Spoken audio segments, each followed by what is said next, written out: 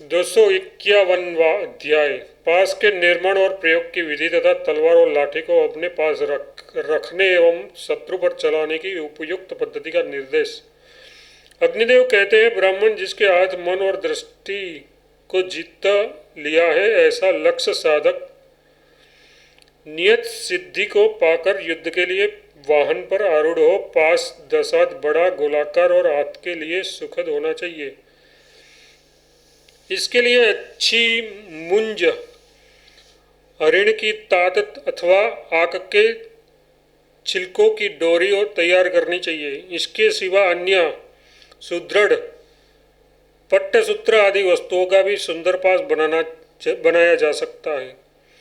उक्त सूत्रों या रस्सियों को कई आवृत्ति लपेटकर खूब बट ले। विज्ञ पुरुष 30 आवृत्ति करके बटे हुए सूत्र या रस्सी से ही पास का निर्माण करें।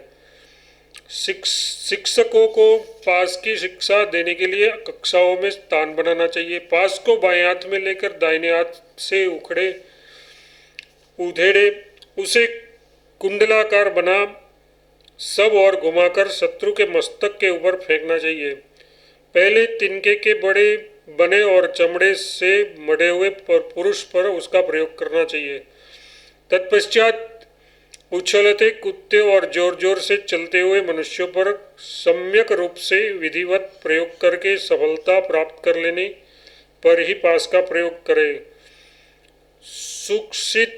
सुशिक्षित योद्धा को पास द्वारा यथोचित रीति से जीत लेने पर ही शत्रु के प्रति पास बंधन की क्रिया करनी चाहिए। तदनंतर कमर में म्यान सहित तलवार बांधकर उसे बाएं ओर लटका ले और उसका म्यान को बाएं हाथ से दृढ़ता के साथ पकड़कर दाएं हाथ से तलवार को बाहर निकाले। उस तलवार की चौड़ाई 6 अंगुल और लंबाई या ऊंचाई 7 हाथ की हो। लोहे की बनी हुई कई सलाखाएं और नाना प्रकार के कवच अपने आधे या समूचे हाथ में लगा ले। अगल बगल में और ऊपर नीचे भी शरीर की रक्षा के लिए इस सब वस्तुओं को विधिवत धारण करें। युद्ध में विजय के लिए जिस विधि से जैसी योजना बनानी चाहिए वह बताता हूँ, सुनो। तुनीर के चमड़े से मढ़ी हुई कई नई और मजबूत लाठी अपने पास रख ले। उस लाठी को दाहिने हाथ की अंगुलियों से उठाकर वह जिसके ऊपर जोर से आघात करेगा उस शत्रु का अवश्य नाश हो जाएगा।